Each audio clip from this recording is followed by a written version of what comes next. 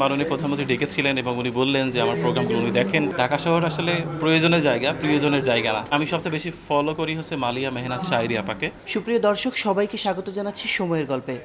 আজকে আমার সঙ্গে আপনাদের খুবই প্রিয় একজন মানুষ, জনপ্রিয় কন্টেন্ট ক্রিয়েটর জুয়েল রানা, যাকে আপনারা চিত্ত মিডিয়ার জুয়েল রানা বলে জানেন। কেমন আছেন? জি আলহামদুলিল্লাহ, অনেক ভালো আছি। আপনাকে তো আমরা প্রকৃতির মাঝে দেখি, আজকে একটি ইট কাঠের এই যে একটা নতুন জায়গাতে দেখতে পাচ্ছি, কি অনুভূতি আসলে? ভালো লাগছে এবং আজকে ঢাকায় বৃষ্টি ছিল। আমার ভালো লাগছিল যে কংক্রিটের নগরীতে বৃষ্টির ফোঁটা এক অন্যরকম অনুভূতি।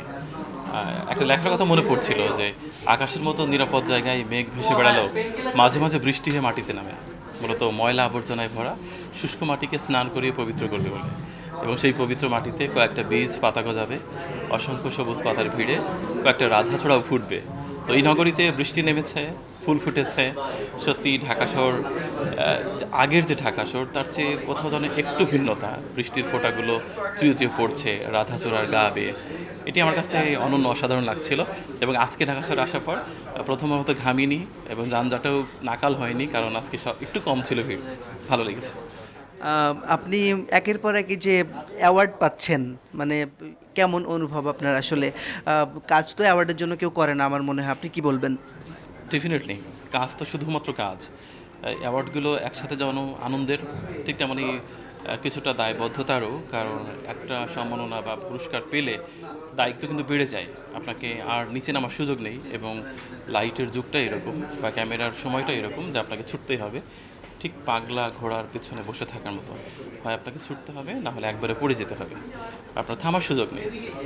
প্রত্যেকটা অ্যাওয়ার্ড, প্রত্যেকটা দায়বদ্ধতা এবং নতুন রেসপন্সিবিলিটি জীবনে যুক্ত হওয়াটা, এটা নিঃসন্দেহে ভালো, একসাথে আনন্দের আবার বেদনারও বটে। আমার মনে হয় যে দায়বদ্ধতার জায়গাটা অনেক বেশি কঠিন হয়ে যায়। প্রত্যেকটা পুরস্কারই মনে করিয়ে দেয় যে তোমাকে কিন্তু এর চেয়ে ভালো করতে হবে, গতকাল যা ছিলে তার থেকে একটু হলেও আগাতে হবে, এটাই।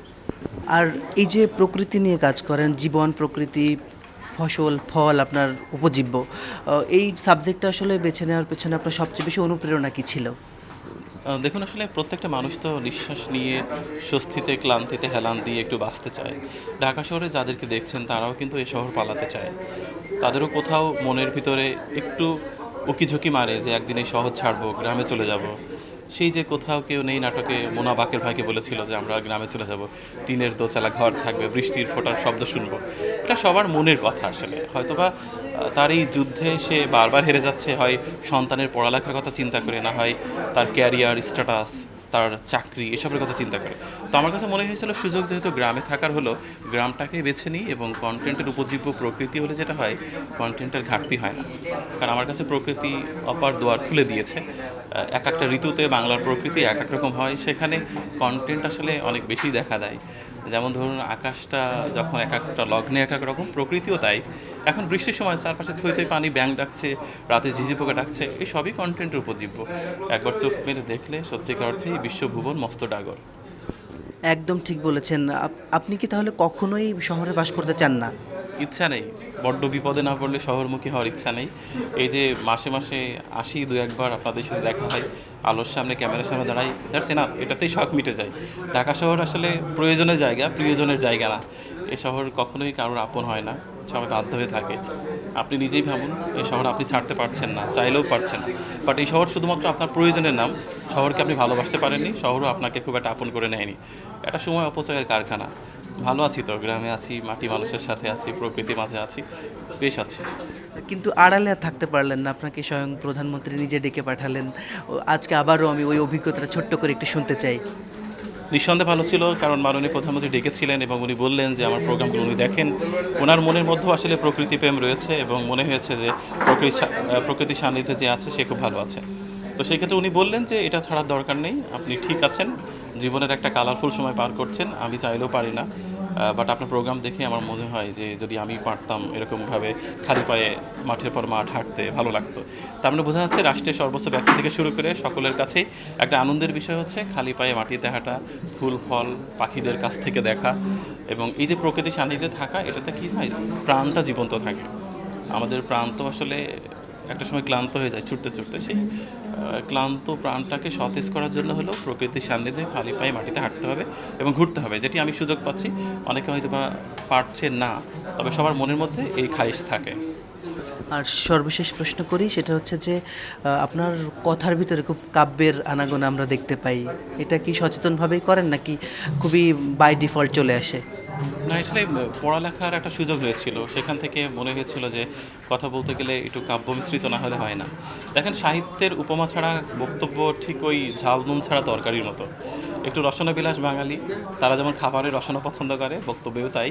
কিছুটা সাহিত্যের সংমিশ্রণ থাকলে খারাপ হয় না। কথার অলংকারই হচ্ছে কাব্যের উপমা। কাব্যের উপমা হয়ে থাকলে কথা বড্ড বেখাপ্পা পায় এবং সেই কথার নির্যাস অনেকটাই কম। চাকবিহীন মধু যেমন খুব একটা আকর্ষণীয় বস্তু নয়, ঠিক তেমনই কাব্য মিশ্রিত কথাও মানুষের খুব একটা আকর্ষণীয় জায়গা নিতে পারে না। আপনাকে তো অনেক মানুষ ফলো করে, অনেকে দেখে আপনার কন্টেন্ট নিয়মিত। আপনি কি অবসর পান, আর পেলে কার কন্টেন্ট দেখেন? দারুণ প্রশ্ন। এই প্রশ্ন প্রথমবার মতো আমাকে কেউ করেছে। আমিও সবার কন্টেন্ট দেখি এবং সবার কাছ থেকে শিখি। কারণ প্রত্যেকটা মানুষই একটা ভিডিওগ্রাফ তৈরি করার সময় সে একটা থিম নিয়ে তৈরি করে এবং সে কিছু শেখায়। তবে আমি সবচেয়ে বেশি ফলো করি হচ্ছে মালিয়া মেহনাজ শায়রি আপাকে, এবং আমার মনে হয় যে আসলে ওনার কাছ থেকে শেখার আছে এবং দেখার আছে। একটা ভিডিও করা মানেই কন্টেন্ট না, কন্টেন্টের একটা ডেফিনেশন আছে। আমি একটা ভিডিও করলাম, আমি এটা খাচ্ছি, রেস্টুরেন্টে ঘুরছি, শপিং করছি, এটাকে কন্টেন্ট বললাম। Is not content. কন্টেন্টের একটা ডেফিনেশন আছে, একটা ডেপনেস আছে। আমি 2.5 মিনিট সময় কারোর কাছ থেকে নিলাম, বাট 2.5 মিনিট পরে সে কিছু পেলো না। Should not fair. কন্টেন্ট হতে গেলে তার মধ্যে যেন একটা ছোট মেসেজ থাকতে হয়। সো আমার মনে হয় যে কন্টেন্ট সেটাই, যেখান থেকে মানুষ আছে হয় চোখে শান্তি পাবে, না হয় কানের শান্তি পাবে, না হয় আত্মার শান্তি পাবে।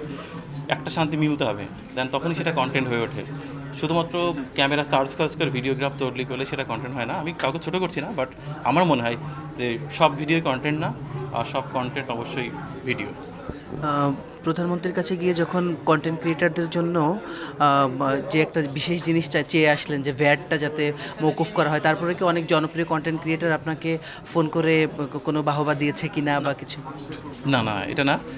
তবে এটা আমি আমার জায়গা থেকে করেছিলাম এবং কারোর জন্য কিছু করে তার জন্য থ্যাঙ্কস প্রত্যাশা করাটা উচিত না। আমি মনে হয়েছিল যে ভ্যাট ট্যাক্সের ব্যাপারটা প্রাইম মিনিস্টারকে জানানো উচিত। সান্নিধ্য পেলাম, বললাম, উনি রাখলেন কথা, দ্যাটস এনাফ। আমার কাছে এটাই ভালো লেগেছে।